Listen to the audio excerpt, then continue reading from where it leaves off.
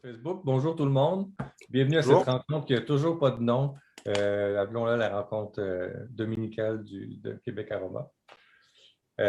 Aujourd'hui, j'ai invité les gens de Le Sourceur, une entreprise que j'ai découverte il y a quelques mois et dont on va pouvoir en discuter. Donc, je prends le temps de saluer tout le monde. Bonjour Daniel, Alpha, Coralie, Chantal, Yves, Muriel, Martin et Stéphane. Bonjour Gilbert. Moi, je peux déjà vous dire comment j'ai découvert votre entreprise. C'est que je pense qu'il y a quelques mois ou il y a un an, Muriel, qui est ici, a eu un coup de cœur, je pense. Peut-être, Muriel, tu me diras si je me trompe, mais tu avais parlé du Mandora.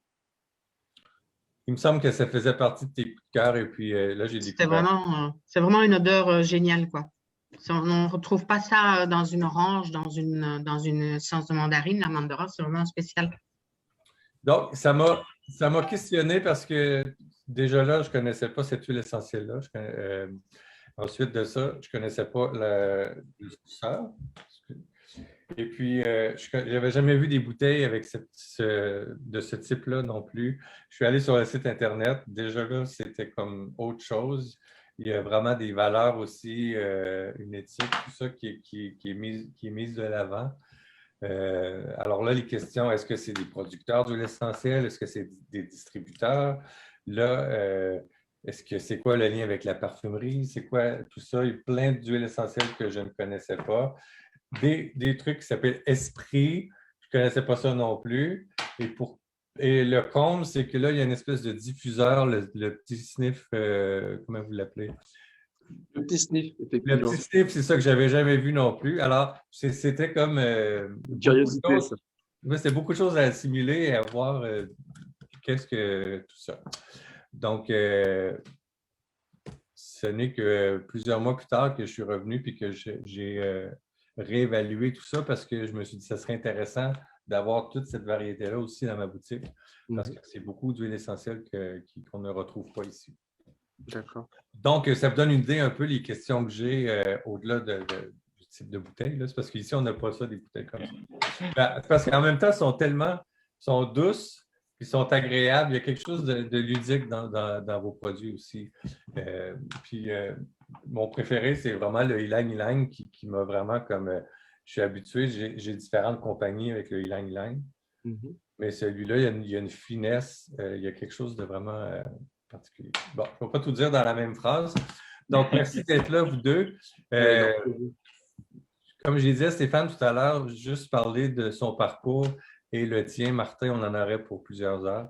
Je pense que pour ma part, j'aimerais qu'on parle vraiment de ces produits-là, de ces huiles essentielles-là, qu'il y en a beaucoup à découvrir, puis parler de l'entreprise aussi.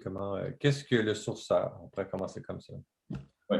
Alors, je vais commencer puis répondre en même temps à tes attentes et à tes questions. Le sourceur a été créé très récemment. On a à peine 2 ans d'existence, un peu plus d'1 an et demi.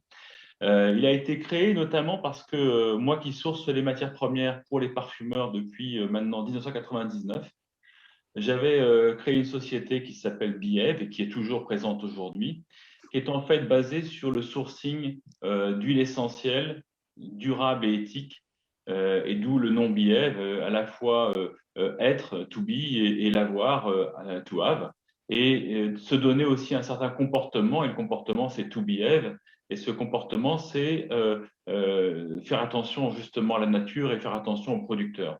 À partir du moment où on ne respecte pas la nature, où on ne respecte pas le producteur, il n'y a plus ni de qualité, ni derrière de possibilité pour le producteur de vivre aisément de sa récolte. Donc, c'était la préoccupation. Et en 99, quand je me suis lancé, ça a été sur le santal australien, qui est un Santalum spicatum, et qui a permis, dans un premier temps, de montrer un chemin, une voie de différenciation par rapport au santal indien, puisque à chaque fois qu'on coupait un arbre, on en replantait une douzaine. Donc, on montrait la voie du santal en disant, voilà, on va planter, mais comme un santal met 30 à 50 ans à pousser, quand on plante, ce n'est pas pour nous, c'est pour les générations à venir. C'est déjà le chemin qui était indiqué. Et puis la deuxième chose, c'est que pour la première fois, on allait payer les aborigènes aussi bien que les Blancs, ce qui n'était pas fait à l'époque en Australie. Donc, on a eu, grâce à ça, grâce à ces lancements, la possibilité de payer un prix juste aux aborigènes qui vivent aujourd'hui très bien de ces récoltes de santal et de montrer ce chemin de développement durable. Est-ce que eux en faisaient déjà de leur côté la distillation ou vous arrivez avec l'expertise, vous leur montrez comment fonctionne ce genre de collaboration-là sur le terrain? Les aborigènes, ils sont là depuis, sur le Gondwana, hein, l'ancien continent, ils sont là depuis des millénaires, donc ils utilisent le santal de façon différente de la nôtre, c'est-à-dire qu'ils brûlent le bois, et notamment ils s'en servent sur les cérémonies mortuaires. Notamment, c'est un des bois qui est fumé en même temps qu'un autre bois qu'on appelle Xanthorea et qui est fumé lors de ces cérémonies. Ce bois, ils se servent aussi des branches du bois fumées pour entourer les enfants quand ils pleurent, et ça permet de calmer les enfants. Donc, ils ont vraiment des utilisations du bois qui sont très, très différentes des nôtres. Le fait de leur montrer comment on distille, c'est quelque chose qu'il a fallu leur apprendre. Donc, aujourd'hui, la société avec laquelle je travaille, qui s'appelle Dodjan, appartient pour moitié, 50-50, aux aborigènes et aux blancs australiens. Donc, on a vraiment, c'est pas 49-51, c'est 50-50. Donc, ils participent aux décisions de récolte, de transformation et ils distillent aussi. Donc, vraiment, et l'entreprise d'ailleurs est basée vraiment dans le bush australien. Donc, elle n'est pas basée ni à Perth ni dans une grande ville, et vraiment dans un endroit très, très éloigné. Et donc, ça demande effectivement une formation particulière pour ces aborigènes. Le combat qui est mené aujourd'hui avec mes amis de Dodjan, c'est d'essayer de leur faire récupérer leurs terres. Il y a un certain nombre de terres qui existent, qui sont redonnées par le gouvernement, mais ils ont un titre de propriété, mais ils n'ont pas le droit de les exploiter. C'est-à-dire qu'ils n'ont pas le droit de couper les arbres qui sont dessus, ni creuser pour les mines. Ça, c'est une obligation de demande auprès du gouvernement pour demander effectivement l'autorisation pour le moment de distiller, voire de creuser. Donc, tout ça, ça a commencé en Australie en 99, c'est ça? 99, oui. Et donc, suite à cela, je me suis lancé avec BF pour essayer de promouvoir ce modèle ailleurs, avec les tribus Imba en Namibie notamment. Et ça a été ma grosse expérience en 2007 avec les tribus Imba pour rechercher des nouvelles matières. Donc là, c'était la myrrhe, une Commiphora wildi, qui est récoltée par les tribus Imba et qui est utilisée par les… Oui, c'est ça. Oui, peut-être, oui. Et qui est en fait qui est récoltée sous forme de résine. Les tribus, en fait, les femmes notamment, gardent cette résine de côté et viennent en fait faire fondre cette résine sur un feu, et elles mélangent la résine avec l'ocre du sol et avec la crème de lait de leur vache. Elles enduisent en fait leur peau de cette mixture pour se protéger. C'est un peu une recette de beauté. Et j'ai découvert les tribus Imba grâce à une ONG qui s'appelle IRDNC, et donc Karen Note. Et c'est grâce à elle que j'ai pu entreprendre d'aller sourcer cette matière, la myrrhe, auprès des tribus Imba. L'année suivante, ça a été le Bushman Candle, que tu as peut-être aussi, Gilbert. Oui. L'idée là, c'est de se dire, mais les tribus Imba qui récoltent la résine, c'est extrêmement difficile. Quand elles arrivent à récolter 1 kilo par jour, c'est déjà énorme. Elles récoltent sous température de 40 degrés. Elles ont souvent accompagné de 2 petits-enfants, voire 3. Ça exude vraiment par petites gouttes, et c'est vraiment très, très compliqué à récupérer. Et donc, du coup, l'idée, c'est de se dire, est-ce que je ne peux pas leur faire récupérer autre chose? Et autre chose, c'était notamment ce bushman que j'ai découvert, ce petit arbuste qui, quand il meurt, il laisse sur le sol une cire, et cette cire est incandescente. Et les bushmen qui vivent aussi en Namibie utilisaient cette cire de façon incandescente, pour allumer le feu. C'était le principe. Et quand pour la première fois dans le désert du Kaoko-Belt, j'ai allumé cette cire, ça sentait le benjoin, ça sentait l'encens, c'était vraiment magnifique. Donc j'étais sûr que les parfumeurs allaient adorer cette matière. Et donc, ça a été la démarche pour moi d'aller effectivement un peu dans le monde entier chercher ces matières pour les parfumeurs. Donc, tout ce temps-là, tu avais ce contact-là avec les gens en France. Les parfumeurs, c'était en France, j'imagine? Alors, je travaillais en France et aux États-Unis, parce qu'en fait, les 2 grosses plateformes de création de parfums sont à New York et à Paris. Donc, je travaillais aussi bien à Paris qu'à New York pour aller présenter mes matières. Quel était l'accueil de ces nouvelles, parce que c'était quand même le Bushman et cette myrrhe-là, est-ce que c'était nouveau pour cette clientèle-là? Alors, la myrrhe existe depuis là aussi des millénaires, on sait bien. Par contre, cette myrrhe-là est très spéciale. Et c'est une commiphora wildi qui n'était pas du tout enregistrée et référencée. Et donc là, grâce à une société qui s'appelle Mann en France, j'ai pu accéder à l'enregistrement de cette matière et puis derrière à la transformation. Et avec Mann, on a aidé en fait l'association IRDNC là-bas en Namibie à transformer l'huile. Maintenant, l'huile de myrrhe est transformée directement là-bas. Alors, elle n'est pas transformée par les tribus Imba parce qu'elles n'ont pas du tout la culture pour transformer, mais tous les bénéfices vont aux tribus, bien évidemment. Est-ce que ça a pris combien? Est-ce que c'est encore les gens de la parfumerie qui vont utiliser? On n'est pas rendu encore en 2019 avec l'ouverture de Le Sourceur.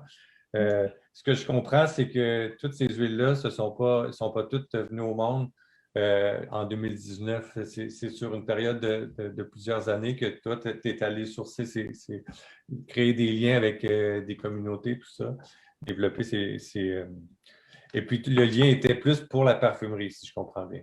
Exactement. Les valeurs ajoutées que je recherchais, moi, sont des valeurs ajoutées d'abord olfactives, de différenciation. Donc, quand je cherche une matière sur le terrain, je cherche une matière qui est puissante.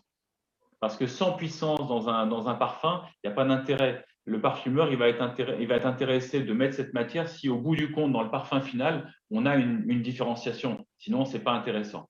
Donc, c'est vraiment l'optique de parfumerie. Et puis après, moi, je vous dis ces valeurs qui sont les valeurs d'éthique et de respect environnemental. C'était vraiment le plus important. Et notamment avec IRDNC, après chaque saison de récolte de cette résine, qui exhume naturellement, il y avait contrôle des arbres s'il n'y avait pas d'incision de fait, etc., par les locaux, pour accélérer justement la résine et qui permettrait effectivement de récolter beaucoup plus. Et par contre, qui perdrait les arbres. Au bout d'un moment, les arbres mourraient très facilement. Et donc, il y a un contrôle après chaque saison de ça. Il y a un contrôle aussi de l'argent qu'ils ont gagné pour essayer de savoir quelle est l'utilité de cet argent. Et en fait, on s'est aperçu que ces femmes-là avaient plus de 50% de cet argent qu'elles gagnaient, qu'elles mettaient de côté. En cas de blessure des enfants pour emmener à l'hôpital, il faut savoir que c'est les taxis-brousses. Ça coûte très, très cher et sont à 2 jours de taxi-brousse. Donc, elles mettent de l'argent de côté de manière à payer en cas d'hospitalisation d'un enfant ce taxi. Le deuxième poste qui a été monté, c'est aussi la nourriture. Donc, elles ont le maïs meal, mais en dehors du maïs meal, elles achetaient des nourritures complémentaires. Et puis derrière, c'est des petites choses pour… non pas des parfums, mais des petites choses un peu cosmétiques, entre guillemets, qu'elles achetaient. OK. Est-ce que, juste une petite parenthèse, qu'est-ce qui fait qu'une bouteille va avoir, vous allez choisir le bouchon avec la pipette ou le… Une question. Ça, je vais répondre. J'ai laissé Martin répondre à ça. Je vais pouvoir y répondre directement. En fait, au départ, on avait pris le parti de faire toutes ces bouteilles avec les pipettes, qui étaient beaucoup plus jolies et beaucoup plus esthétiques. Le problème, c'est que on n'a pas su savoir dans quelle huile essentielle exactement, mais c'est la Maison Neroli qui nous l'a dit en premier, Grégory de la Maison Neroli. Certaines pipettes s'abîmaient au contact des huiles essentielles jusqu'à casser. Le caoutchouc, en fait, cassait. En fait, on pense que c'est vraiment lié à la molécule du limonène et donc toutes les huiles essentielles qui ont beaucoup de limonène ou en tout cas qui ont eu des problèmes par le passé, on les a transformées de manière à mettre des bouchons. Et on va peut-être passer principalement avec des bouchons au fur et à mesure parce qu'on constate qu'il reste encore des petits problèmes avec ces pipettes qui sont quand même assez fragiles. Et comme les huiles essentielles sont particulièrement puissantes, ça a tendance à un peu abîmer. Je ne sais pas si tu as eu quelques problèmes, toi, dans toutes les huiles essentielles que tu as pu recevoir parce que tu en as reçu un paquet, mais ce serait bien que tu me fasses des retours sur ces petits points précis pour que je puisse prendre des notes, moi, justement, à côté et voir sur ces points. Oui, mais je n'ai pas eu de problème particulier. Donc, attendez, justement. Ouais, on a changé toutes les huiles qui posaient problème. Il y avait la myrrhe qui a eu beaucoup de problèmes, le patchouli également, le mandora. Donc, toutes ces huiles-là qui avaient quand même dans leur composition un peu de limonène. Mais c'est pas que ça, parce que le patchouli, il n'y en a pas en principe. Donc je ne saurais pas dire précisément ce qui est lié. Peut-être celles qui sont un peu plus… non, j'ai perdu le terme. Mais bref, c'est juste okay. Lié à de la facilité pour vous pour utiliser vos huiles essentielles et pas être embêté avec des pipettes qui cassent. Okay. C'est moins esthétique, mais c'est plus pratique. Bon, je reviens sur l'idée du sourceur. Ça m'est venu effectivement avec mon associé qui dit mais c'est bien de vendre aux parfumeurs pour effectivement pour le parfum, mais ces huiles-là, ça serait bien aussi que le grand public puisse l'avoir.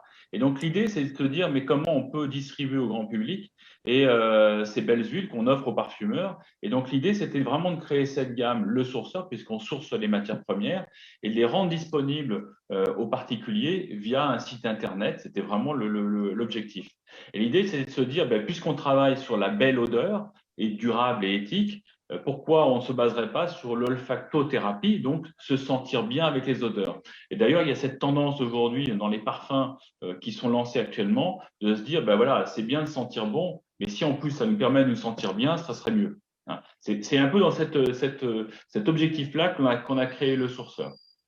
OK. Donc, tu parlais de ton associé. Est-ce que c'est Martin ou… Pas moi. C'est le papa de Martin. Ce n'est pas moi. Ce sera sûrement moi plus tard, mais pour l'instant, ce n'est pas moi. OK. Donc, Martin, tu es arrivé quand dans tout ça? En 2019? En fait, ouais, Stéphane avait parlé de son projet de monter un site internet pour créer le sourceur. Le fait est que c'est que lui, techniquement, il ne savait pas le faire. Moi, c'était un peu mon travail avant, puisque j'ai travaillé en tant que responsable communication ou directeur de communication sur des projets d'organisation de festivals ou dans des salles de concert. Donc, c'est des choses que je faisais déjà beaucoup. Donc, j'ai arrêté toute cette activité-là pour me consacrer pleinement au sourceur et on a créé du coup à deux, de A à Z, toute la marque Le Sourceur. Donc, voilà, j'ai créé toute l'image de marque avec un très bon copain graphiste. Et puis Stéphane, lui, s'occupe vraiment de toute la partie technique, de sourcing des huiles essentielles, de toutes ces choses-là. Donc, on a chacun des missions très variées et on se complète pas mal. Je sais qu'il y a déjà des fans ici de vos produits. Je vais leur laisser aussi la parole. J'avais une autre question, parenthèse. C'est quoi le concept des couleurs dans le haut du flacon? J'ai comme pas vraiment saisi la logique. Non, le concept des couleurs, ce qui était important, nous, dans notre image, c'était de pouvoir différencier assez facilement nos huiles essentielles parce que les étiquettes se ressemblent toutes. C'est tout écrit avec la même typo, la même organisation. Et c'était pour pouvoir réussir en un seul regard à différencier les huiles essentielles un peu plus facilement.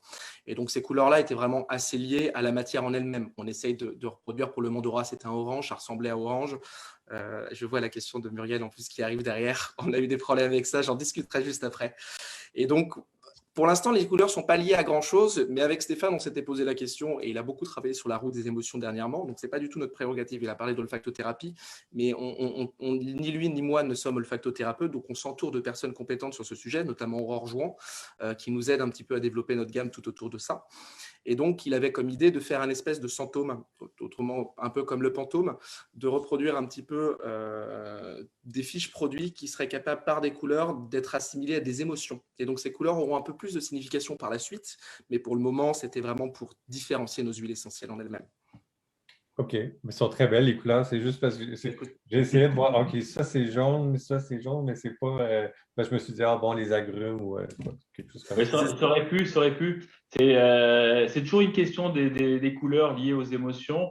On apprend un peu ce métier d'olfacto. On n'est pas olfacto et on ne sera pas olfacto. C'est pas notre métier, mais on s'y intéresse. Et donc, du coup, plus on s'intéresse, plus on se dit, tiens, c'est quand même intéressant ces émotions. Ces émotions correspondent souvent à des chakras et que ces chakras sont notamment libellés par des couleurs aussi. Et je trouve qu'il y avait une association de couleurs qui est intéressante.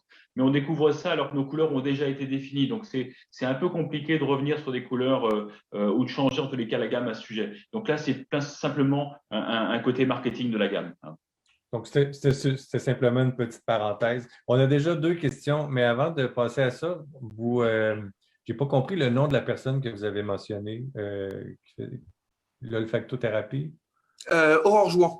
Aurore Jouan, c'est une olfactothérapeute qui travaille à Nantes, qui est vraiment voisine de nous et qui nous a contactés il y a maintenant 3 mois. Et donc, on s'est rapprochés, on travaille ensemble sur pas mal de choses. Elle nous aide à développer un peu notre gamme d'un point de vue de l'olfactothérapie. Mais à côté, en fait, c'est un grand centre de thérapeutes de tout genre. Il y a des naturopathes, il y a des olfactothérapeutes, il y a des kinés, enfin, il y a plein de choses. Et à côté, ils ont un petit restaurant avec 2 cuistots qui sont hyper talentueux et qui font des super plats et qui veulent absolument travailler avec nos matières. Donc, ils sont en train d'essayer un petit peu de faire des plats avec nos huiles essentielles, ce qui nous permettrait à terme aussi de proposer des recettes directement avec nos huiles essentielles. Donc, on est en train de développer plein de choses avec ce centre-là à Nantes. Et on espère que très bientôt, vous allez pouvoir voir un petit peu tout le fruit de ce travail. C'est intéressant. Vous mentionnez aussi Patty Canac sur votre site Internet. C'est quoi le lien avec le sourceur? Moi, je vais laisser Stéphane répondre à ça. Ouais, Patty est une amie de longue date. Je la connais depuis qu'elle faisait notamment les ateliers Meugler à l'époque. Et du coup, on est toujours resté en très bons termes. Elle a fait partie aussi de CEW où elle aidait justement les gens à se soigner via l'olfactothérapie, notamment elle a travaillé avec l'hôpital de Garches avec des grands professeurs, sur les personnes blessées, accidentées, sur les personnes âgées. Donc, c'est une grande professionnelle de l'olfactothérapie. Donc, on lui demande bien évidemment conseil aujourd'hui. Elle a sa propre marque qu'elle a créée avec Sambon. Voilà, donc on est un peu en compétition, mais elle distribue plus par la pharmacie. Nous, on a une autre voie de distribution. Donc, c'est une très bonne amie avec qui on a de très bons termes et avec qui on s'entend bien et on demande conseil, justement. OK. Est-ce que, Muriel, tu veux prendre la parole, poser ta question? Moi, je ne suis pas au courant pour le nouveau site. C'est le site Internet? Oui, il faut un nouveau site Internet. Tu l'avais promis pour le 15 mars. On est déjà au mois d'avril. Muriel, tu retiens tout. Je vais arrêter de te dire des dates parce que quand on a des petits problèmes avec le site, parce qu'on a un problème justement, il va être énormément repoussé. Au départ, on voulait le sortir pour la fin de l'année, sauf que bon, on savait que dans des délais aussi courts, c'était pas possible, surtout qu'on va faire un site beaucoup plus développé que celui qu'on a aujourd'hui. On l'avait promis, donc je l'avais dit à Muriel pour le 15 mars et on espérait vraiment l'avoir pour le 15 mars, mais il y a eu des problèmes qui sont indépendants de notre volonté et qui font que aujourd'hui, on a dû prendre un nouveau programmeur et comme le nouveau programmeur vient de rentrer dans le projet, on penche plutôt sur fin avril, début mai, quoi. En tout cas, on aura une première version dans 2 semaines, mais le temps de tout introduire, de tout vérifier, de voir que tout fonctionne bien, la mise en ligne officielle ne sera pas avant le début mai. Muriel est ambassadrice. Tu peux tester, hein? Oui, avec grand plaisir. Je crois est ambassadrice de vos produits. C'est quoi c'est quelque chose que vous avez implanté Alors, en fait, Europe? Non, pas vraiment. En fait, ce qui s'est passé, c'est que quand on a créé le sourceur, Muriel, très vite, nous a fait une commande et a mis en avant tous nos produits. Elle le fait régulièrement, elle le faisait très bien et elle nous a permis d'avoir tous les premiers clients qu'on a pu avoir, on les a eu beaucoup grâce à Muriel. Donc, au bout d'1 an de développement d'activité, où on voulait aussi un petit peu développer le site Internet, on a eu cette idée-là de mettre en place des ambassadeurs pour nous aider un petit peu à parler de la marque et à distribuer nos produits. Et donc, naturellement, je me suis tourné vers Muriel qui nous avait beaucoup aidé, qui est notre seule ambassadrice pour le moment, pour tester un petit peu ce format-là. Et voilà, donc l'idée, c'est qu'elle puisse, elle a accès à un code de réduction de 10% sur l'intégralité de nos sites Internet pour elle, mais pour tout son réseau aussi, pour tous ses amis, et puis toutes les personnes qui suivent son groupe Aromasure. Et puis en échange de quoi, on lui offre des petites huiles essentielles, des petites exclusivités sur des huiles essentielles. Elle sait avant tout le monde quelles seront les prochaines huiles essentielles argent de notre gamme ou les prochains esprits. Donc c'est aussi grâce à Muriel que vos produits sont distribués ici au Québec, parce que c'est elle qui me les a fait connaître. Où on peut les trouver, les huiles essentielles du sourceur? J'ai vu Maison Néroli. Est-ce que c'est vraiment distribué beaucoup sur le territoire en Europe ou c'est des endroits vraiment précis, une niche pointue? On essaye. Alors, en fait, effectivement, Maison Néroli, c'est notre premier distributeur officiel. Ils nous suivent depuis le tout début. On est aujourd'hui très copains avec Grégory et Vienne-Villec, que je commence à connaître très bien à force de les côtoyer. Ils nous ont beaucoup aidé à développer notre gamme. Ils nous ont beaucoup aidé ils nous aident beaucoup, ils nous donnent beaucoup de conseils, ils nous expliquent ce qu'ils préfèrent, ce qu'ils aiment un peu moins. Donc, on est vachement à leur écoute aussi et ils nous aident à développer un petit peu les produits comme il le faut sur ce point-là. Et puis, quand on a commencé à distribuer via la Maison Néroli, en fait, pour vous raconter un peu tout en détail au départ, on voulait juste gérer nous-mêmes la distribution. On voulait au départ vendre que via notre site Internet. Et comme on s'est rendu compte très vite qu'on allait être limité par ces ventes sur le site Internet, on a commencé à marcher via ces réseaux. Et donc, on a cherché très rapidement quels étaient les types de réseaux qui étaient possibles. On a pensé à la parfumerie parce que nous sommes issus du milieu de la parfumerie au départ. Sauf que les parfumeurs ont beaucoup de mal à commercialiser les huiles essentielles seuls. Ils sont très bons pour commercialiser leurs parfums, leurs mélanges, mais ce n'est pas leur cœur de métier, pardon. Donc, ça a été un peu compliqué. Et donc, ce qu'on veut faire et ce qu'on essaye de faire, c'est de commercialiser via des boutiques qui sont vraiment spécialisées dans les huiles essentielles.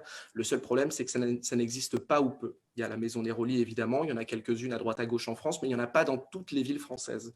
Donc, on passe aussi beaucoup par les thérapeutes, que ce soit les olfactothérapeutes qui ont leur cabinet et qui vendent à la suite de leur cabinet.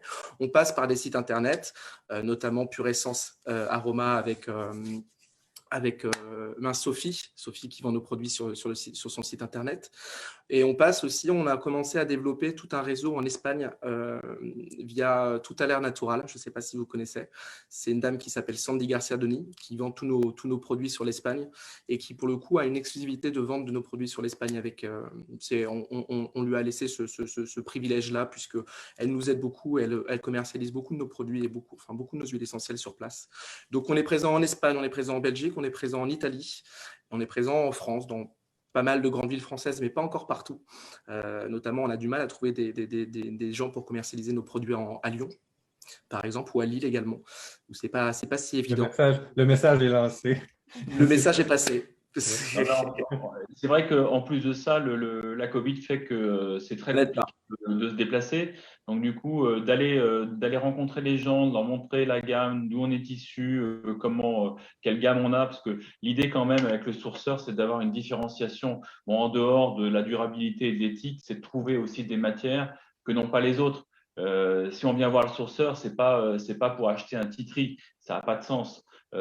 Si je trouve un titri qui a une particularité, alors oui, ça aurait un intérêt et qu'il y a une belle histoire, etc. Mais on ne va pas simplement chercher une matière simplement parce que ça se vend bien. Ce n'est pas l'idée. L'idée, c'est vraiment on attend du sourceur pour qu'il soit original dans ses recherches, dans ses trouvailles et qu'il continue à sourcer de façon durable et éthique.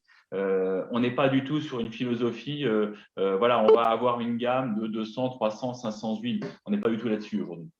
Est-ce que vous cherchez aussi des propriétés au niveau physique ou par rapport à la composition de ces huiles essentielles-là, ou on reste dans l'olfactothérapie?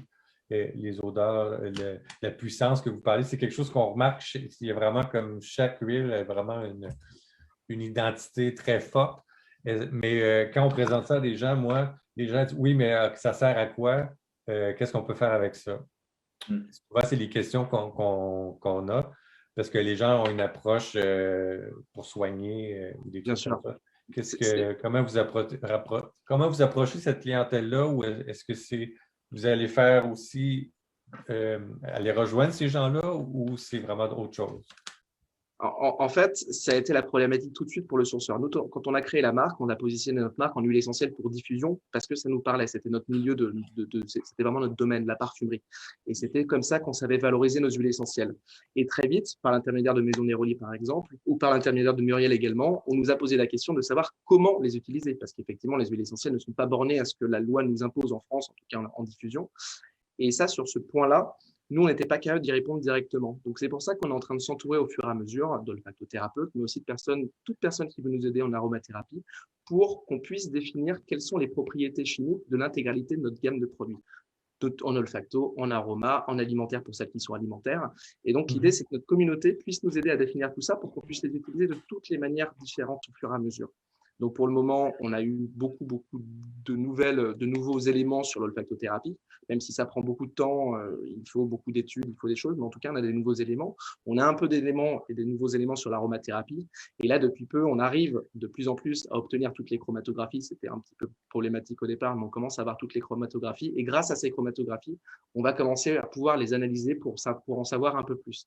Mais c'est tout l'enjeu du nouveau site Internet, justement, c'est de pouvoir définir toutes les utilisations possibles de nos huiles essentielles, en aroma, en olfacto, à la maison et toutes ces choses-là pour aider tous nos clients, peu importe comment ils ont l'habitude d'utiliser les huiles essentielles, pour leur permettre vraiment d'utiliser les nôtres, qui ne sont pas forcément évidentes au premier regard parce que ce n'est pas des huiles qui sont forcément très connues au départ. J'ai plein de questions. Oui. Si tu permets, je vais rajouter une chose, parce que dit Martin, parce que pendant un moment, il y a eu une petite discussion sur Internet sur les chromatos. Bien évidemment, quand on vend des huiles à des marques comme Chanel ou d'autres très belles marques, etc., on est obligé d'avoir les chromatographies. Mais elles ne sont pas forcément très, très détaillées. On est à chaque fois un certain nombre de documents qui sont, je peux vous dire que c'est vraiment des tonnes et des tonnes de documents maintenant à fournir pour notamment les allergènes, les derniers codes IFRA, etc.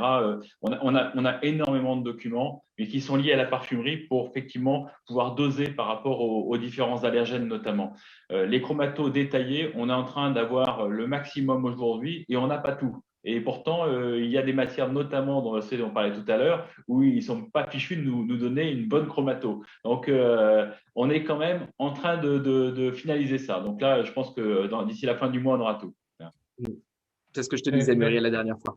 Merci. J'aimerais accueillir Chiara Benatti, j'espère que je prononce bien son nom, de l'Italie. Si tu… Bonjour. Bonjour, Chiara. Bonjour, je suis en Italie.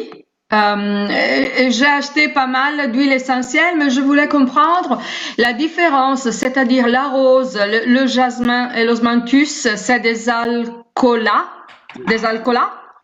je dis bien? Oui, c'est bien. Oui, et alors je voulais comprendre comment je peux les utiliser parce que je suis intéressée, comme Martin connaît déjà, à les introduire en Italie parce que c'est pas correct de dire qu'il y a déjà vos huiles en Italie. Il y a seulement une personne, une thérapeute. Mais on les trouve pas dans les magasins, on ne trouve rien en Italie en réalité, rien du tout. Si vous permettez, Chiara, je vais intervenir simplement sur ce que c'est qu'un alcoolat Oui. et comment nous est venue l'idée notamment d'abord à Bièvre, de vendre ces alcoolats, et ensuite Martin interviendra sur l'utilisation. Oui. Les alcoolats, c'est une histoire qui est assez intéressante parce que c'est un parfumeur, l'ancien parfumeur de Caron, qui s'appelle Richard Fraisse, et dont le papa était parfumeur à l'époque, et donc son papa était parfumeur à l'époque pour Lanvin, donc cette très belle marque. Et quand il allait sur Grasse, les laboratoires étaient sur Grasse, et quand il descendait à Grasse et qu'il passait de la concrète de jasmin à la concrète, c'est une extraction du jasmin, donc c'est une sorte de cire concrète, donc c'est une extraction au solvant. Et quand on passe de la concrète à l'absolu, on doit faire chauffer la matière. Et quand on fait chauffer la matière, ben, effectivement, le parfumeur, le papa du parfumeur disait « mais c'est dingue parce que ça sent super bon dans la pièce ». Et la réflexion, c'est de se dire « mais si ça sent bon dans la pièce, c'est que c'est plus dans la matière ». Oui. Il a créé cette recette, qui est une recette de lavage à froid des concrètes. Donc une fois qu'il a la concrète, il lave cette concrète avec de l'alcool, on filtre et on répète cette opération plusieurs fois de manière à épuiser la concrète. Et on a donc au final un produit qui est principalement de l'alcool et par contre qui fait ressortir l'entièreté de la matière. Le jasmin, quand on sent l'alcool de jasmin, c'est vraiment la fleur qu'on sent. Hein. L'osmanthus, oui. Voilà. Donc on est vraiment sur ces notes-là qui sont notes olfactives. Et quand ce parfumeur m'a dit je te donne la recette de mon papa, fais-en ce que tu veux. Je l'ai reproduite et j'ai eu tout de suite un contrat d'exclusivité avec une très, très grande société qui m'a permis de développer les autres alcoolats derrière. Esprit, parce que les alcoolats ou alcoolature s'appelaient dans le temps esprit. Donc on trouvait ça plus joli qu'alcoolat et c'est pour ça qu'on les a appelés esprit. Et je laisse Martin terminer sur l'utilisation. Oui, d'accord. Merci. Merci beaucoup. Avant que Martin prenne la parole, je veux juste les montrer. Là. Bien sûr. Oups, Et on parle en même temps. voilà. Donc, oui, moi aussi, attendez, alors je vous montre. Ah, d'accord. J'ai jasmin, j'ai osmanthus, puis j'ai la rose aussi qui est merveilleuse. Et je voulais comprendre comment je peux les utiliser, surtout en olfactothérapie. Bien sûr. Alors ça, c'est la principale problématique qu'on a pour le moment, puisque effectivement, quand on les a commercialisés, nous, on avait toujours cette approche de parfumeur, donc de mélange pour créer ses propres cosmétiques. Et pour tout ce qui était olfactothérapie, c'était un peu plus compliqué. Donc, on est en train de travailler justement, d'un côté, avec Aurore Jouan, et de l'autre côté, il y a Cathy Van de Velde, que je n'avais pas encore cité, mais qui est une autre olfactothérapeute belge avec qui on travaille, pour savoir si ces produits ont quand même un intérêt en olfactothérapie, puisque c'est quand même des produits qui sont composés entre 95% d'alcool pour ceux qui sont les plus alcoolisés, à 86% d'alcool. Et alors effectivement, d'après ce qu'on a beaucoup dit ensemble, je ne veux pas m'avancer complètement parce que c'est pas terminé, mais même si les produits sont très fortement concentrés en alcool, il y a quand même les principaux composants de la matière qui demeurent et qui fait que ces outils sont tout à fait utilisables en olfactothérapie et en diffusion. Après, c'est toujours un peu problématique dans un diffuseur de mettre de l'alcool, puisque dans ceux qui chauffent, c'est dangereux. Donc, il faudrait le faire plutôt dans un diffuseur à froid, de type nébulisation, ou plutôt de la diffusion sur des galets, sur des chiffons, sur des choses comme ça, des choses qui sont un peu moins dangereuses. Donc, c'est des choses qui sont tout à fait utilisables a priori en olfactothérapie. Ensuite, en aromathérapie, j'ai un doute. Là, pour le coup, comme c'est très très peu utilisé, ça va être vraiment à utiliser dans des compositions pour que vos cosmétiques sentent bon, mais pour aller rechercher des propriétés, je suis pas complètement convaincu. Il y a beaucoup trop d'alcool pour que ça reste, à mon sens, sur ce point-là, en tout cas. Ensuite, on est en train de travailler avec Aura, comme je l'ai dit, en tout cas, les deux chefs cristaux de chez Aura, qui sont en train d'essayer de trouver un moyen de les utiliser parce qu'ils les aiment beaucoup. Ils ont essayé à chaud, bien évidemment, ça ne marche pas, puisque les points éclairs sont trop bas, aux alentours de 17 à 22 degrés environ. Donc, dès qu'on chauffe un petit peu, on perd toute la matière, il ne reste plus que l'alcool, donc ça n'a aucun intérêt. Ils sont en train de les essayer aujourd'hui sur des desserts à froid. A priori, ça peut être assez intéressant sur des crèmes brûlées, sur des choses comme ça. Et on va essayer également les utiliser en mixologie. Parce que ce que je n'ai pas dit, mais il faut savoir que ces produits-là sont alimentaires. Ils sont faits à partir d'éthanol de betterave sucrière. Donc, ils sont alimentaires. Et donc, on va sûrement essayer de les utiliser en mixologie pour la création de cocktails. On connaît un mixologue à Nantes, donc on va essayer de développer ça aussi au fur et à mesure. Donc, comme je disais, on apprend au fur et à mesure à les utiliser de mieux en mieux. Aujourd'hui, on sait qu'en cosmétique, c'est super, c'est les produits pour. Qu'en olfactothérapie, a priori, c'est possible. Et puis, on les définit de plus en plus. Mais j'ai bon espoir que d'ici 3-4 mois, on sache absolument les utiliser de toutes les manières possibles et envisageables.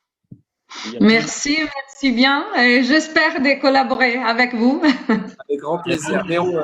Deux nouveaux alcools qui vont être lancés dans le courant du mois de mai. Un alcoolat de fleurs d'oranger et un alcoolat de fir balsam. Oui, merci. Et avec plaisir. On est en contact de toute façon, Cara, et on va continuer. Oui, absolument. Merci et bon travail. Merci beaucoup. Vous venez de sortir un des... Oui, Muriel, je voulais juste dire pour les alcoolats que Lydia Bosson, elle fait des sprays auriques.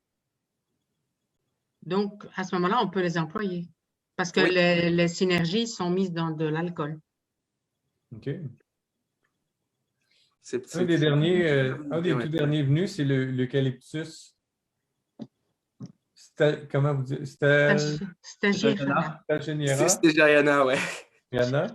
C'est vraiment sublime comme odeur. Pouvez-vous nous parler un peu de... Personne n'avait fait ça avant ou d'où ça vient? Non, là, l'eucalyptus stageriana est un eucalyptus qui existe quand même depuis des années, hein, c'est pas nouveau. C'est un eucalyptus qui a été découvert, je crois, par notamment les Français qui sont arrivés par le nord de l'Australie. Le capitaine Baudin, notamment venant du Havre, est arrivé vers l'Australie. C'était un capitaine assez humaniste, notamment vis-à-vis de ce qu'il a fait en Australie. Et c'est vraiment sur la pointe nord de l'Australie où on trouve ce eucalyptus stageriana. Et moi, je suis effectivement un amoureux de l'Australie. Et donc, grâce au Santal, j'ai pu faire plus de 20 voyages là-bas. Je crois que j'en ai une trentaine de voyages aujourd'hui. Et donc, j'ai pu découvrir un certain nombre d'huiles essentielles, dont celle-là qui est sans doute plus facile à commercialiser qu'un eucalyptus globulus notamment. Et comme l'odeur est très différente d'un eucalyptus classique, ça me faisait plaisir de prendre celui-ci plutôt qu'un autre. Okay. Si ça ne vous dérange pas, j'aimerais passer quelques-unes de ces huiles-là. Mandora, donc c'est un hybride entre la mandarine et l'orange, c'est ça? Exactement. C'est vraiment un hybride, ça a été planté comme ça, hein, donc ça a été hybridé. Et donc on a le mandarine orange, et ce n'est pas un mélange, hein, mandarine et orange qu'on met ensemble, hein, c'est vraiment un hybride qui pousse sur Chypre. Hein, et je cherchais, moi, pour les parfumeurs, en fait, à trouver une huile essentielle justement citronnée, orange, etc., sans passer dans les classiques. Hein, donc, les citrus classiques, le pamplemousse, le citron, l'orange classique. J'ai découvert cette Mandora il y a maintenant une bonne dizaine d'années sur Chypre. OK. Sugi? Tsugi, c'est une des dernières découvertes quand on pouvait encore voyager. C'était lors d'un déplacement au Japon, sur la plus au sud du Japon, où il y a les cèdres millénaires. On a des cèdres qui ont 5000 ans et qui sont vraiment magnifiques. Je suis tombé assez amoureux de cette huile-là, et notamment de l'histoire autour de cette huile. Il y a encore des artisans qui travaillent le bois, des bois millénaires, et qui fabriquent avec ça. D'abord, ils doivent laisser sécher le bois. Ils n'ont le droit de récupérer ce bois que quand il est tombé à cause des grosses tempêtes. Ils achètent ce bois, ils laissent pendant 5 ans sécher le bois, ils tournent autour et puis après ils fabriquent des belles boîtes ou des tables, etc.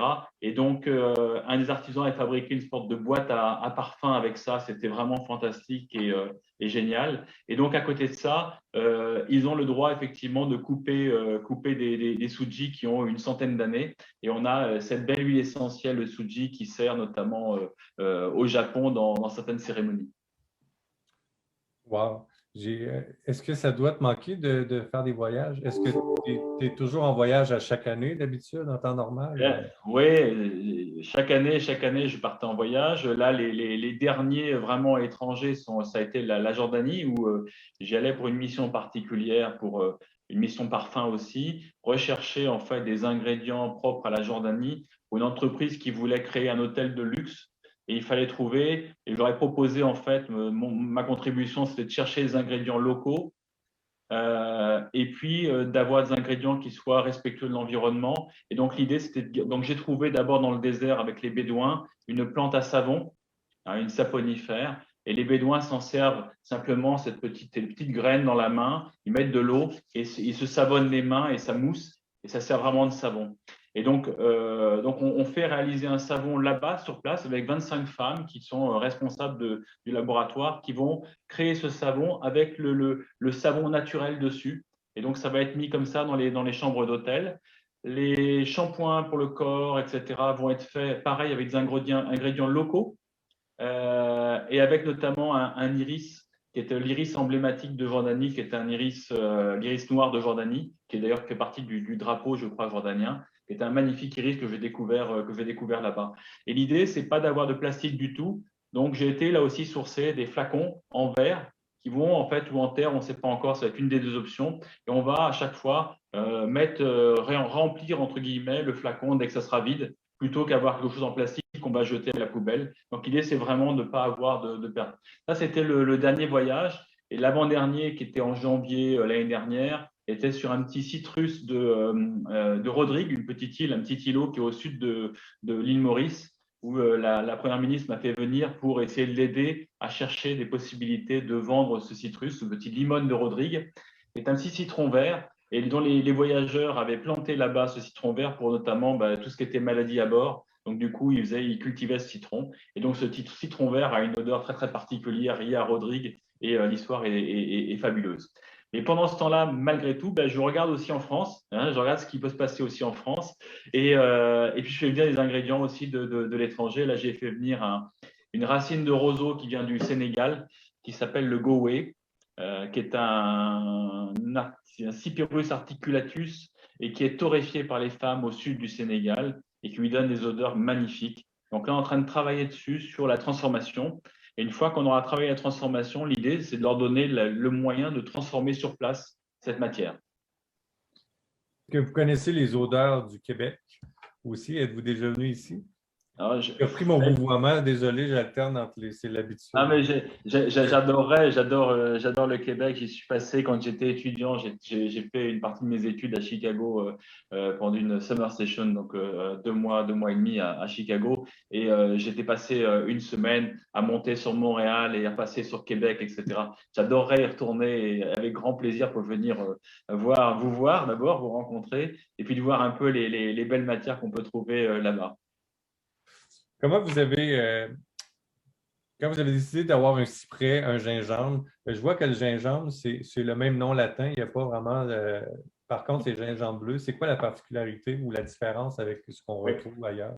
C'est vraiment ça, c'est intéressant je trouve, comme question, dans le sens où le gingembre, le gingembre comme ça, existe un peu partout dans le monde. hein. Et par contre, le côté terroir va lui apporter quelque chose de très différent. Et puis, la transformation apporte des choses différentes.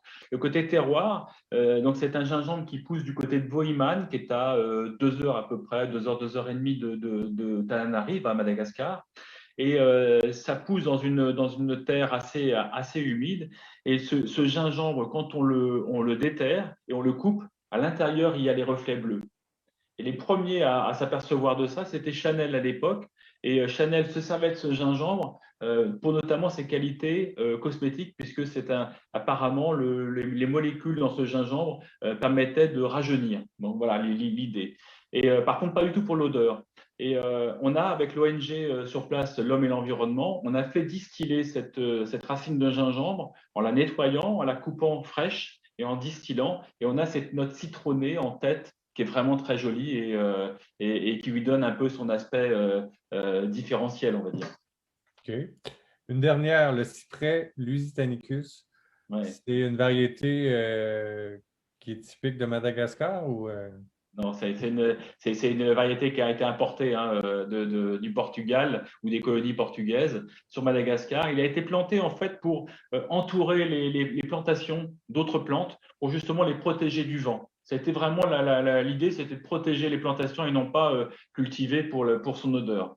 Et l'ONG, l'association avec laquelle je travaille là-bas, c'est Cœur de Forêt. Et c'est Cœur de Forêt qui, en recoupant les rameaux de cyprès, dit bah, tiens, pourquoi on ne distillerait pas ça? Et donc, c'est vraiment logiquement qu'ils ont distillé. Ils m'ont proposé l'huile et j'ai dit ça, c'est vraiment intéressant. On a à la fois une puissance, mais là aussi, on a encore des notes qui sont très, très différentes d'un cyprès classique. Et donc là, je dis ça, c'est vraiment pour le sourceur. est-ce que quelles sont les prochaines huiles? Tantôt, vous avez parlé des prochains esprits qui vont sortir, le Néroli, mais c'est quoi les prochaines huiles essentielles qui vont s'ajouter à la collection? C'est un peu ce que je vous disais tout à l'heure, l'année ou les 2 années de Covid nous permettent de réfléchir et d'essayer de trouver aussi des matières un peu différentes. Et donc, je suis allé me balader un petit peu en France et j'ai rencontré des producteurs de lavande. Grâce d'ailleurs à une entreprise à laquelle je travaille. Et j'ai été référencé à une lavande qui, pour moi, est vraiment différenciante.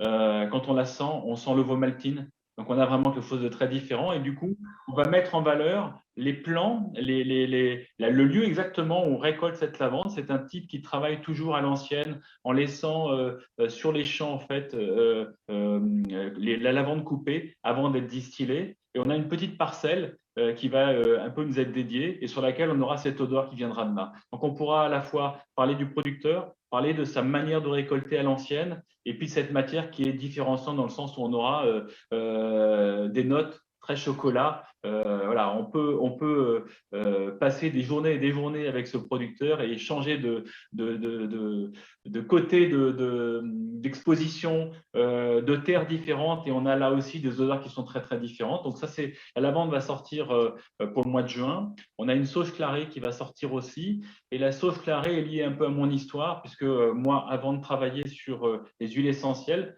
j'étais directeur commercial d'une société qui s'appelait France Autruche et je m'occupais de tout ce qui était notamment les cosmétiques, mais les cuirs d'autruche. Et donc, j'allais avec Hermès dans les tanneries et cette sauge clarée me rappelle ce temps où j'allais regarder les pots, les inspecter et on avait cette odeur typique, non pas des tanneries du Maroc et autres, mais vraiment le cuir à l'état brut, déjà tanné, mais pas fini. Donc, on est ce qu'on appelle le cuir sur sein. Et cette odeur-là de sauge clarée que j'ai référencée, en fait, est une odeur qui me correspond. Et donc, j'ai voulu l'apporter là aussi aux sourceurs. Donc, c'est les 2 matières qui vont sortir d'ici là. Et après, à la fin d'année, on aura des matières mexicaines normalement. C'est fascinant. Moi, j'ai fait quand même une vingtaine de pays, des voyages en sac à dos. J'ai toujours aimé découvrir cette ouverture sur le monde, mais là, on l'a vraiment avec les odeurs, une super grande variété d'odeurs super différentes et fortes. Et je pensais aussi, en regardant le Zoom, ces rencontres-là que j'ai faites au fil des années m'ont permis de rencontrer des gens aussi, de voyager tout en restant chez moi. On a Muriel qui était en Belgique, on a l'Italie représentée. Tu viens de parler du Mexique. Il y a Alpha qui est d'origine mexicaine, qui habite ici. je trouve ça fascinant, tous ces échanges-là, les voyages que tu as fait, d'entendre parler de ça, puis les odeurs. Ce qui est important, Gilbert, ce qui est important, moi, ce que je veux mettre en valeur, surtout le travail des producteurs, des récoltants, qui sont des véritables amoureux de la nature, des amoureux de leur métier et qui essayent de produire au mieux. Et sans eux, moi, je ne serais pas là, bien évidemment, vous ne seriez pas là non plus. Et ce sont vraiment des gens qui bossent vraiment, qui sont attachés à leur métier, qui sont attachés à leur terroir, qui sont attachés à leur matière. Et franchement, c'est surtout eux qui bossent. Est-ce qu'il y aura une section photo dans le nouveau site Internet ou est-ce qu'on justement on peut vraiment voir les artisans derrière ces huiles-là? Ça, c'est un peu notre partie. Oui. En fait, c'est quelque chose qu'on veut vraiment mettre en place et qu'on veut vraiment développer. On aimerait énormément développer notre Instagram en mettant en valeur et en avant les artisans, les producteurs, leur terroir, les huiles essentielles, la matière brute, toutes ces choses-là. Après, ça prend beaucoup de temps et comme j'ai beaucoup de choses à faire, énormément de choses à faire aussi à côté, on l'a pas développé à notre juste valeur et puis on n'a pas encore toutes les photos nécessaires. Donc, je suis en train de regrouper un peu tout ça et au fur et à mesure, effectivement, c'est quelque chose qu'on fera et quelque chose qui nous tient beaucoup à cœur. Mais vous faites déjà un excellent travail. On ne veut pas mettre de la pression pour rajouter ça. J'ai vu aussi qu'il y avait la chaîne YouTube où j'ai partagé des vidéos. Et, ça peut être une façon d'avoir des images aussi, peut-être. La chaîne YouTube nous sert principalement à mettre en avant notre vidéo de présentation de Sourceur. C'est la vidéo en motion design qu'on a en tout début quand on rentre sur le site Internet. Oui. Pour le nouveau site Internet, pour que ce soit un peu moins lourd et qu'il y ait moins de problèmes dans le chargement des pages, comme vous pouvez y avoir sur la première version du site en tout cas. Mais c'est vrai qu'à terme, je voudrais vraiment qu'on puisse créer du contenu vidéo sur Stéphane, sur le suivre pendant ses voyages. C'était vraiment ce qui nous intéressait énormément. Ça a été un petit peu arrêté avec la Covid, bien évidemment, mais dès qu'on aura l'occasion, il aura une petite caméra. C'est ce que je lui ai dit de faire dans tous les cas. Et puis, il prendra toujours des petites vidéos et moi, je montrerai des vidéos de manière à montrer un petit peu comment ça se passe sur place. Sachant qu'il y a aussi quelque chose, Stéphane travaille avec Ushuaïa TV et TV5 Monde sur lesquels il a toute une série de missions sur lesquelles tu pourras mieux en parler effectivement, qui s'appelle Sur la piste des senteurs et qui suit un petit peu tout son travail déjà depuis quelques années. C'est des reportages qui sont régulièrement diffusés via TV5 Monde justement et puis TF1, le groupe TF1 en tout cas. Et donc, il raconte son métier de A à Z. Le problème, c'est que c'est des vidéos qui sont très longues, donc je ne peux pas les mettre directement sur YouTube. Et en tout cas, on n'a pas les droits pour les mettre sur YouTube. Mais dès que possible, il y a quelques liens qui seront possiblement partageables et ce sera avec plaisir de vous montrer un petit peu tous les périples de Stéphane un peu partout dans le monde. On a déjà presque passé l'heure avec vous.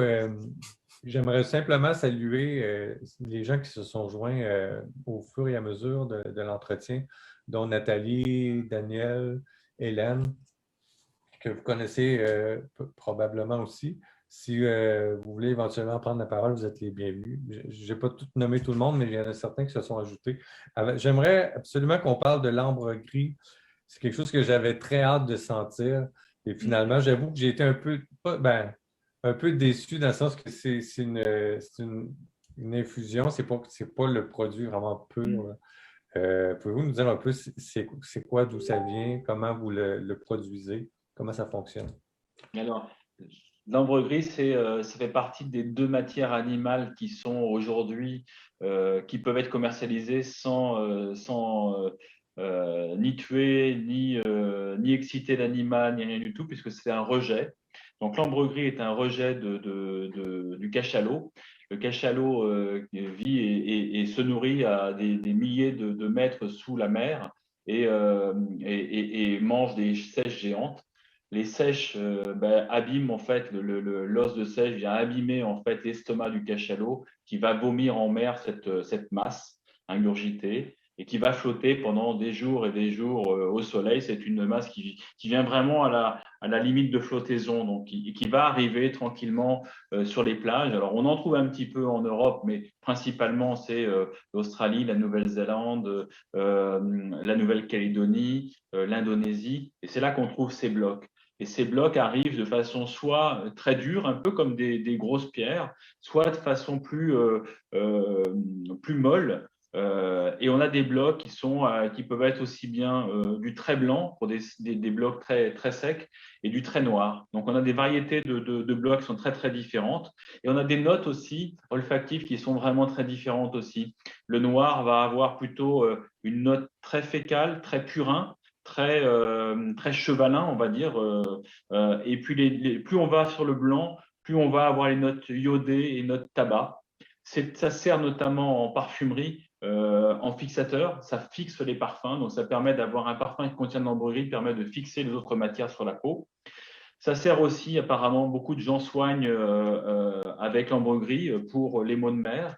Au Moyen-Orient, ils se servent de l'ambre-gris râpé juste en poudre, qu'ils mettent dans le café, notamment pour les garçons, soi-disant pour la maturité sexuelle. Donc, c'est vraiment utilisé là-bas essentiellement. Et nous, on le fait en fait en infusion. Donc, en infusion, on a cette ambre qu'on met en poudre, qu'on réduit en poudre, qu'on va mettre à infuser dans l'alcool. Ça va être agité, et ça on va le faire pendant 6 mois. Donc on a 6 mois de durée d'agitation de cette ambre, et ensuite on filtre pour avoir cette infusion d'ambre. En fait, quand j'ai dit que j'étais déçu, c'est pas que ça sent pas bon, ça sent très bon. C'est intéressant, c'est juste qu'il y a un petit fond d'alcool. Ça s'ajoute bien justement dans le parfum ou dans des trucs, ça va emmener cette odeur-là, mais en tout cas, je pense que j'avais des grandes attentes parce que ça venait d'au bout du monde, là. C'est un peu... Mais le problème, la matière en elle-même est très, très intéressante, mais elle aussi est extrêmement chère. Donc, l'infusion, c'est aussi la possibilité et le moyen de pouvoir le commercialiser facilement. Après, l'infusion d'ambre-gris, c'est vrai que c'est énormément et quasiment exclusivement utilisé en parfumerie en tant que fixateur d'odeur entre elles pour permettre aux odeurs de durer plus longtemps. Mais c'est vrai qu'en lui-même, le produit est assez compliqué à appréhender quand on ne le connaît pas. Oui, l'ambre-gris, pour donner les prix, c'est en gros entre 20 000 euros et 50 000 euros le kilo, en gros. Et j'ai eu la chance d'aller en Irlande accompagner des gens qui avaient formé un chien pour justement trouver de l'ambre-gris. Et c'est fascinant de pouvoir arpenter la plage comme ça, le chien et nous-mêmes face au vent, et de voir le chien se diriger directement et gratter pour aller chercher l'ambre. C'est assez fantastique. Et ces gens-là, c'était un groupe de 4 copains. Et ils ont récolté en 1 an et demi, ils avaient récolté une petite dizaine de kilos quand même. Wow, c'est intéressant. Ça donne envie d'aller sur les plages irlandaises.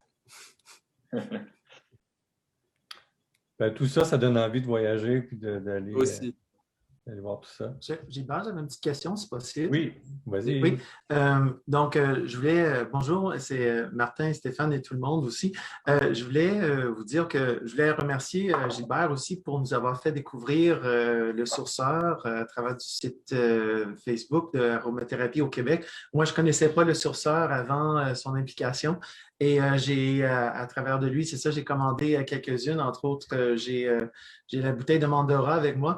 Et je voulais juste vous partager une de mes expériences récentes. J'étais très curieux parce que j'avais une expérience avant de diffuser le pamplemousse et ensuite l'orange douce. Mais les deux ensemble, c'est ça, ça a créé un produit comme moi, j'utilise un nébulisateur.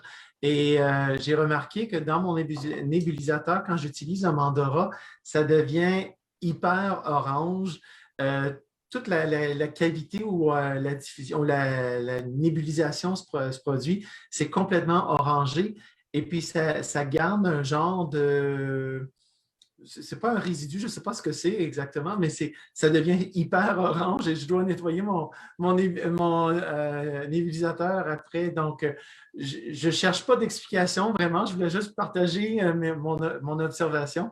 C'est juste drôle parce que ça n'arrive pas quand je diffuse l'orange douce seul, ni le pamplemousse seul, mais cette plante-là, c'est vraiment unique en son genre. Donc, je voulais vous partager ça. Et puis, si vous avez l'explication, c'est parfait, mais sinon, je trouve ça vraiment Moi, je ne l'ai pas. Original.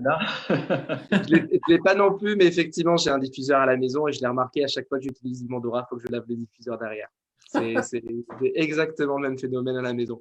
Mais je n'aurais pas d'explication précise, si ce n'est peut-être enfin, ça doit être lié à la puissance de la matière en elle-même. Hein. Et puis, c'est déjà très, très orangé, beaucoup plus orangé, je trouve, en huile essentielle que de l'orange, Oui. que de la mandarine. Est-ce que c'est parce que le fruit, c'est-à-dire cette hybridation, c'est ça, donc le Mandora, est-ce que le fruit, avant la production, elle est plus orange qu'une orange que l'on connaît? Oui, c'est plus rouge, presque plus rouge qu'orange. Ah, ok. Il donne sans doute ce côté très, très orange, mais orange vif, rougeoyant, on va dire. Hein. Okay. Ah, merci. Je vous en prie. J'avais plusieurs questions des membres du groupe que j'avais pensé qu'on parlerait aujourd'hui, mais je pense que je vais les remettre parce que ça va pas. C'est pas tout à fait en lien avec tout ce qu'on a parlé aujourd'hui. Par contre, il y en a une, si je peux profiter de votre expertise, tout le monde ici, pour voir ce que vous en pensez. Une des questions qui revient souvent, c'est comment reconnaître une huile essentielle de qualité. Qu'est-ce que vous pensez de... Ou comment savoir si une huile essentielle est pure? C'est que souvent, les gens, ils voient une nouvelle compagnie ou ils voient des huiles essentielles, mais ils ont de la misère à s'y retrouver. Comment on peut reconnaître une huile essentielle de bonne qualité? On va revenir sur d'autres. Je pense que je vais faire une autre rencontre pour qu'on réponde à toutes ces questions-là, mais si vous avez quelque chose qui pourrait aider les gens qui commencent. La réponse que je peux vous donner, c'est que nous, on a effectivement, avec les producteurs qu'on a, un certificat disant qu'elle est pure et 100% pure et naturelle. Après, de qualité, je pense qu'il faut les techniciens pour analyser. Après, il y a à la fois la composition qui fait que on a une huile de qualité, mais qu'est-ce que c'est de qualité? Est-ce que c'est simplement les normes qui sont des normes entre guillemets AFNOR? Est-ce qu'il faut rentrer effectivement dans ce pourcentage? Et là, on définit que ça correspond à une qualité particulière. L'ilang que tu apprécies particulièrement, c'est un ilang en fait qui est distillé grâce à l'énergie solaire.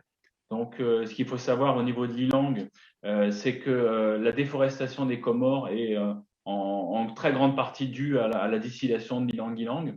Et on a aujourd'hui notre ilang est le seul aujourd'hui à être distillé avec énergie solaire, donc sans empreinte environnementale et de façon durable. Donc, il est distillé en 1 heure et en 1 heure, on arrive à capter en fait la meilleure partie de l'ilang. D'ailleurs, on a une densité, et là sur l'ilang, on sait que la qualité est liée à la densité de l'huile. On a une densité qui est proche des 980, 975, 980, ce qui montre qu'on a un extra supérieur en termes d'ilang-ilang. Et là, par exemple, sur l'ilang-ilang, la qualité va s'observer par rapport à la densité notamment. Donc ça, c'est ce qui est important à voir par rapport à l'ilang. Sur le santal, par exemple, sur le santal, ça va être autre chose. On va regarder plutôt d'autres molécules qui vont se donner ce côté lactonique, par exemple. On va regarder aussi les bisabolols, on va regarder des choses comme ça. C'est ce qui va effectivement entraîner les alpha-santalols, les bêta-santalols, sont les deux molécules qu'on regarde le plus sur le santal, par exemple. Et plus les molécules sont élevées en pourcentage, plus on a une huile de qualité. Voilà, merci, je pense. Effectivement, mais après, il faudrait prendre huile par huile, etc. pour montrer ça. Merci, c'est très intéressant. Je pense que aussi les gens qui demandent la question ne sont peut-être pas à ce niveau-là dans la qualité. Pour eux, c'est-tu une huile pure ou c'est une huile falsifiée? Je pense que plus il y a d'intermédiaires entre le vendeur et le producteur, c'est là qu'il y a plein de possibilités de falsifier l'huile. De trafiquer. Vous faites directement affaire avec les producteurs. Déjà là, il n'y a pas d'intermédiaire. Après, il faut aussi, là on parle d'huile essentielle, mais il y a aussi les extraits. Les extraits sont faits à base de solvants et donc là, on ne peut pas qualifier un extrait d'huile. Hein, c'est vraiment deux matières différentes. Hein. Dans l'extrait, même s'ils sont très très limités dans les extraits. De toute façon, il y aura toujours des traces de solvant, quoi qu'il arrive. Pas jamais pur dans ces cas-là. Donc, pardon? Tu l'as très bien dit, sur les extraits, c'est jamais complètement pur. Ce qu'on va considérer comme pur et 100% pur et naturel, ça va être d'abord les huiles essentielles. Après, pour tous les autres extraits, les alcools, ces choses-là, il y a des mélanges, il y a des traces. Donc, on n'est plus dans des produits purs pour le coup, on est dans des produits mélangés. OK. Alpha aimerait prendre la parole. Oui. Tu peux activer ton micro. Oui, j'ai activé, je pense. Oui. Vous m'entendez? Oui, ok. Oui. En fait, avec la question de ce qui est pur et ce qui ne l'est pas, moi, je pense qu'on a cette brèche entre les grands publics et les spécialistes, dans le sens de dire que quand on cherche une authenticité des produits, moi, de ma vision, si on se réfère à la chimie pure, c'est-à-dire est-ce que tu es authentique à la molécule, à l'espèce chimique à laquelle tu appartiens. Et ça encore, on sait bien qu'en fonction de cultivar et même, je dirais, des jours soleil, les vents, l'humidité et tout, c'est-à-dire un biosystème, et l'empreinte chimique va être différente. Donc, mais ça, on le voit nous. Mais moi, je pense que les gens me demandent, est-ce que penses-tu que c'est pur?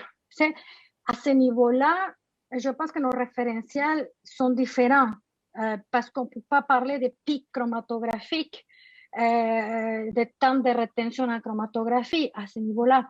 Donc, j'ai fait beaucoup la similitude avec le sirop d'érable. Je travaille dans ce milieu aussi. Donc, il y a beaucoup de phénols dans le sirop. Qu'est-ce que c'est un sirop authentique et pur? Naturel, il est parce qu'il vient de l'arbre. C'est bio, il est parce qu'il vient de l'arbre. Mais c'est après qu'il va dégrader. Lors du procédé, si on ajoute des produits chimiques de la bâche, si on fait ci, si on fait ça. Donc, je pense que cette pureté, oui, une partie appartient à l'authenticité chimique et l'autre partie, c'est par définition de mon cahier de charge de mon produit. Qu'est-ce qui définit mon cahier de charge? Et je vais le comparer par rapport à quelles normes. Vous, en Europe, vous parlez beaucoup de l'AFNOR, mais en Amérique du Nord, on n'est pas là.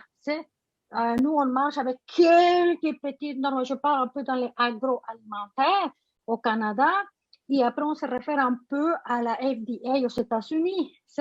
Et parfois, on va tirer un peu aux normes H en Europe, ou des choses comme ça.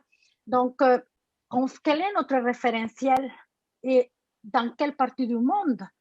Moi, je connais les AFNOR et je les aime beaucoup. Je travaille dans le monde scientifique.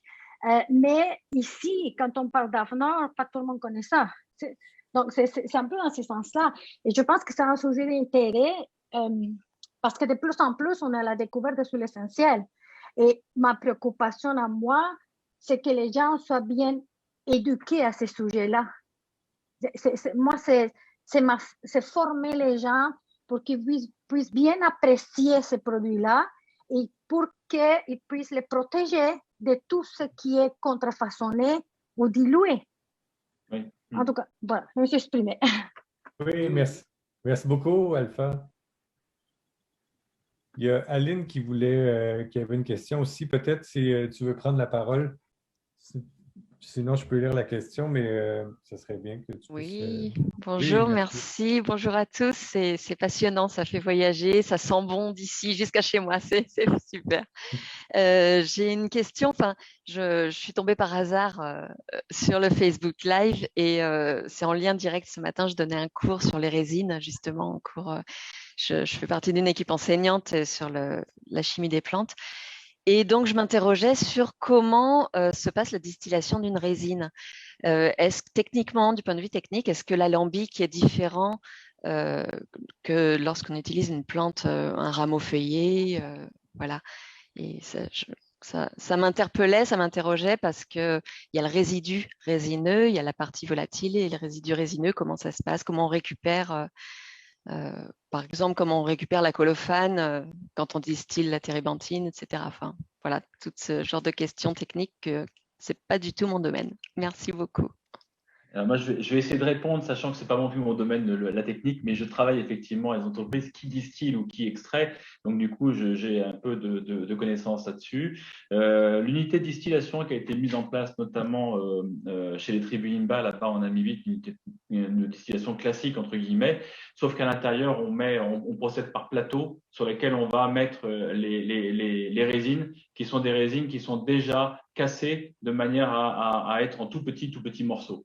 Et là, la vapeur il va y avoir une certaine pression qui est assez importante qui va passer au travers de cette résine et qui va amener effectivement le maximum d'eau avec l'huile essentielle qui va être séparée dans un vase florentin, etc. pour arriver de façon classique. Ça, c'est un des systèmes. L'autre système, c'est aussi ce qu'on est en train de travailler actuellement avec une entreprise française, c'est l'ultrason. Donc, l'ultrason est une technique où on met en fait cette résine dans un bain avec un support qui peut être de l'éthanol par exemple, et sur lequel on va, avec un canon à ultrasons, venir effectivement prendre cette matière. Alors techniquement, je ne sais pas exactement comment ça se passe, mais c'est le canon à ultrasons qui vient extraire ce qu'il y a dans la résine via le support solvant qui va être mis en place. Donc ça, c'est ultrason. Il y a une très belle entreprise qui s'appelle Atelier Française des Matières qui utilise cette technique et qui justement a mis en train de mettre en Provence un très très gros canon à ultrasons pour développer cette technique. Et ça s'appelle Eden Ecosystem. Et voilà, je vous engage à aller voir. Je pense qu'on en parle un petit peu sur Internet. C'est vraiment une nouvelle méthode et ça fonctionne très bien sur la résine. Là, on a fait pour Bièvre, on a fait récemment un baume tolu qui fonctionne extrêmement bien à l'ultrason. On est en train de travailler d'autres résines du Kenya actuellement et on fait les essais justement en ultrason parce que c'est une technique très naturelle. On n'a pas d'extrait solvant. On est vraiment dans un bain d'alcool sur lequel on va retirer l'huile essentielle. Je vois que Yves parle d'extraction au CO2 à côté aussi. Stéphane, il y a des produits que tu as travaillé au CO2 dernièrement également. Alors, le CO2 était plus utilisé à l'époque sur tout ce qui était épices, hein, les béroses notamment. Hein, ça a été dans la parfumerie, je crois que le premier ingrédient qui a été utilisé, c'est la bérose. Pour un jus d'Estée Lauder, ça va être Pleasers à l'époque. Et ça a été vraiment une des premières nouveautés d'utilisation pour la parfumerie. Depuis, il y a eu beaucoup de développement de CO2 sur notamment des poivres, maintenant des vanilles. Et il y a une chimiste de Charabot, Robertet en France, qui a développé une technique aussi de distiller au CO2 des fleurs. Et donc là, au préalable, on doit mettre les fleurs dans un bain d'alcool avant de passer au CO2. Et le CO2 supercritique permet d'obtenir en fait une pureté d'ingrédients vraiment assez intéressante. Cette technique est très intéressante, sauf qu'elle a une contrainte financière. C'est extrêmement cher aujourd'hui d'extraire au CO2. Si on n'a pas des très, très gros volumes, c'est pratiquement impossible. Moi, je suis en train de m'équiper d'un petit outil de terrain pour faire des extractions de CO2 de matière. La problématique derrière, c'est de pouvoir effectivement répéter l'opération sur des quantités qui soient de 50, 100 kg, 150 kg, 200 kg. Et aujourd'hui, il y a peu d'entreprises qui font ça. Merci. Est-ce que, Nathalie, on n'a pas eu de... On ne t'a pas entendu parler aujourd'hui? Ça va bien? Hélène aussi? Bonjour à tous. Je rebondis un petit peu sur le CO2 supercritique parce que pour moi, ça a été vraiment une découverte olfactive extraordinaire avec mon ami Philippe Sauguel de la distillerie Bleu Provence, donc dans le sud, à Nyons, et qui a depuis très longtemps le CO2 supercritique. Et effectivement, la difficulté d'utilisation, c'est ça. Maintenant, il l'utilise beaucoup en alimentaire. Il fait des glaces qui sont absolument extraordinaires. Et j'ai eu la chance avec lui de tester donc olfactivement des choses, mais vraiment magnifiques. Rien qu'un géranium, c'était... Et à le goûter, c'est très gourmand et on est vraiment plongé dans la plante beaucoup plus qu'avec une huile essentielle. Et par exemple, un tilleul qui ne se fait pas en huile essentielle, c'est assez magique. Les romarins qu'on connaît en huile essentielle ne rendent pas du tout l'odeur de la plante qu'on connaît, qu'on froisse, que moi je froisse depuis que je suis toute petite. en Provence. Là, au CO2 supercritique, on a vraiment l'impression d'être dans la plante. Donc, il y a cet aspect très présent, très prenant, qui olfactivement fait voyager directement en enfance. Ouais, vous avez raison, je pense que c'est une technique qui donne des produits qui sont très purs. Donc, dans ce sens, c'est très intéressant. Quelquefois, ils sont un peu trop froids, entre guillemets, en termes d'odeur. Donc, ça lui donne un côté un petit peu plus métallique que de certaines matières. Par contre, c'est vraiment complémentaire à d'autres techniques et c'est pour ça que moi, j'essaie pas d'opposer les techniques, mais essayer de voir comment on peut rassembler les techniques et pourquoi pas l'utiliser d'une façon ou d'une autre. Je pense, puisque moi, je suis né, entre guillemets, dans la parfumerie avec le santal, on fait une huile essentielle à base de santal, mais donc en distillant pendant plusieurs jours, hein, on est sur 4 à 5 jours de distillation pour obtenir cette huile essentielle. Et une fois qu'on a distillé, on s'aperçoit qu'en fait, il reste du bois. Et ce bois-là, généralement, les producteurs, ils le mettaient dans l'unité de distillation pour chauffer, pour alimenter la chaudière, simplement. Or, quand on passe justement derrière la distillation et qu'on sent ce bois, il y a encore des odeurs particulières. Et donc, on peut passer justement sur ces déchets, entre guillemets, de santal, sur des systèmes d'extraction différents de l'huile essentielle. Pourquoi pas le CO2? Pourquoi pas passer sur une extraction absolue? Ce qui nous permet d'avoir l'entièreté de la plante. Et donc, ne pas avoir simplement les notes les plus légères, mais l'ensemble de la plante avec les notes les plus lourdes. Et quand on sent une huile essentielle de santal, où on va sentir ce côté, bien sûr, boisé, ce côté crémeux, vraiment très, très, très intéressant, on va sentir derrière les déchets de santal. Et quand on sent l'extraction de déchets de santal, on a des notes qui sont fût de chêne, qui sont caramélisées. Donc, on a deux produits qui sont complètement différents. Et c'est pour ça, quand on parle de technique, de technicité sur des matières, on n'a pas forcément à chaque fois la même chose. Et suivant notamment les parfumeurs, ils vont aimer plutôt une technique qu'une autre. Ils vont savoir utiliser plutôt une technique que l'autre. Sur la vanille verte qu'on propose aux sourceurs, en fait, on s'est aperçu à Madagascar que la vanille passe par un procédé de transformation pour devenir ce qu'est la vanille aujourd'hui au niveau de l'odeur, donc avec un procédé d'écholage, de séchage à l'air, etc., pendant des jours et des jours de tri. C'est très, très long et très fastidieux. Or, un de mes amis, qui est toujours vivant, d'ailleurs Jean-François Arnaudot, avait inventé cette technique de transformation qui permettait à la vanille de la cueillir verte en gousse, de la couper en morceaux, de la passer en congélation et de lui faire subir un choc thermique au soleil et de la mettre dans l'alcool. Et en faisant ça, en fait, on déclenche une réaction enzymatique qui déclenche en fait la vanilline. Et après, on fait réduire cette espèce de solution alcoolique donc on réduit vraiment au plus grand et on a cette vanille verte. Et quand on sent cette vanille verte, alors là, on a ces notes vraiment très gourmandes de raisins secs, etc., qui sont splendides. Et ça, c'est aussi un des apports, grâce à Jean-François Arnaudot, on a pu redonner cette technique aux producteurs de Madagascar. Donc l'idée, c'est à chaque fois, quand on a une technique comme ça, c'est pas besoin de la garder pour soi, autant qu'il le fasse sur place directement. Donc voilà l'idée notamment du sourceur, c'est de redonner la technologie aux gens qui puissent utiliser sur place. Alors que le CO2, aujourd'hui, c'est pratiquement impossible à un malgache d'utiliser le CO2, pas simplement pour la formation, parce qu'ils sont très intelligents et ils seraient capables de suivre une formation, mais pour l'argent, le CO2 coûte, la technologie CO2 coûte extrêmement cher et ils ne sont pas forcément équipés derrière pour pouvoir l'utiliser. Oui, ça je comprends bien.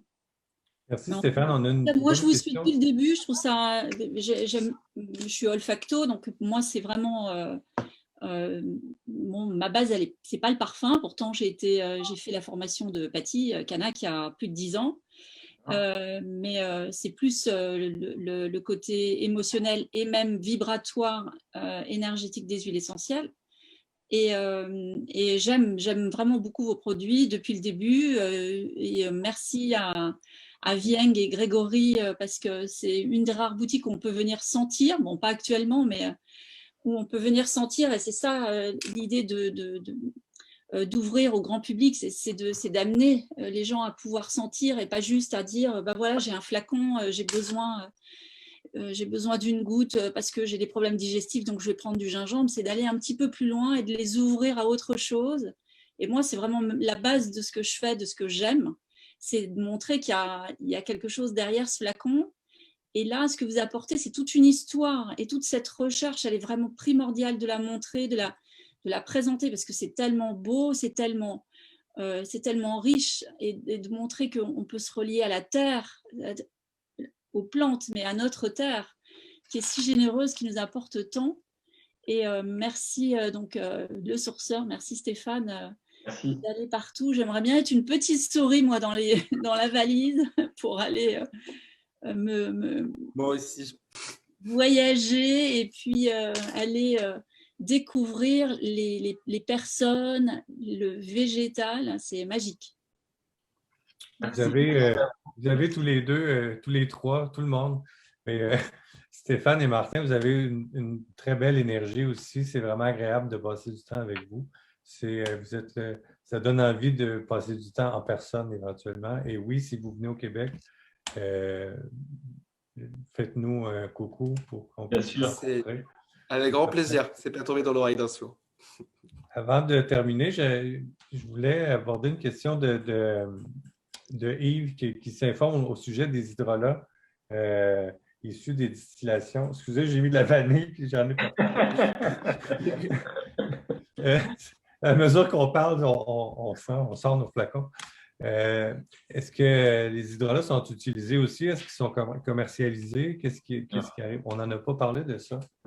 Alors, je ne commercialise pas d'hydrolat par choix aujourd'hui, parce que en fait, on essaye avec les producteurs avec lesquels on travaille, les différentes associations dans le monde entier, de notamment cohober le maximum. Cohober, ça veut dire l'eau de distillation, en fait, on la fait retourner sur l'alambic de manière à ce qu'elle soit redistillée et qu'elle enrichisse l'huile essentielle qui va être produite au fur et à mesure. Donc, on a moins d'hydrolat, on en a quand même, mais la problématique de l'hydrolat, il y en a plusieurs. Il y a la problématique du transport, qui est une problématique énorme, c'est-à-dire qu'on transporte de l'eau finalement, avec très peu d'huile essentielle à l'intérieur. Donc, c'est extrêmement onéreux. La plupart du temps. La conservation aussi, j'imagine. La conservation, voilà, c'était le deuxième problème, c'est la conservation où on met effectivement des adjuvants plus ou moins naturels. Finalement, on arrive à trouver des adjuvants naturels pour mettre dedans. Donc, c'est vraiment pas la priorité de transporter des volumes d'hydrolat qui coûteraient très cher, qui sont, à mon avis, écologiquement pas forcément tenables. Est-ce qu'au niveau local, ces gens-là auraient une utilisation qu'ils pourraient en faire sans oui, l'hydrolat peut être vraiment utilisé notamment dans les spas, etc. Mais quand on est sur le terrain à sourcer, on se pose un certain nombre de questions qui sont des questions aussi on voit le monde bouger, hein, le climat changer, les plantes qui s'adaptent plus ou moins à cette évolution climatique. Et donc, j'avais trouvé notamment, je trouvais très très beau, c'était les fleurs de baobab.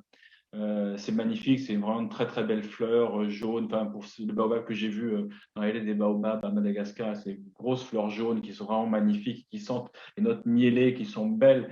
Et à ce moment-là, l'idée, c'est pas de se dire on va faire un parfum avec ça, puisque on va pas transporter ces fleurs, on va pas extraire ces fleurs, il y en a trop peu, c'est pas possible. Par contre, l'idée, c'est de dire aux locaux, ben voilà, vous avez là potentiellement quelque chose d'intéressant, une fleur de baobab que vous allez pouvoir mettre justement dans une solution alcoolique et pouvoir, par exemple, ou dans une huile, pour masser les gens, les touristes, avec cette huile, notamment une huile de noix de baobab avec les fleurs dedans, donc on aurait une odeur particulière et on pourrait effectivement avoir une utilisation locale de ces huiles-là. J'encourage vraiment l'utilisation des hydrolats, des fleurs locales de cette façon. Merci, je suis en train d'étouffer. C'est la vanille. Merci beaucoup. C'était une belle rencontre. Je ne sais pas si c'est la vanille. Merci pour l'invitation. Merci à tous. Donc, je vais mettre fin à la rencontre pour reprendre mon souffle. Merci beaucoup. Et puis, ça fait vraiment un plaisir de passer une heure avec vous. Moi aussi, avec plaisir en tous les cas. Merci. Merci à tout le monde. À très bientôt. Au revoir.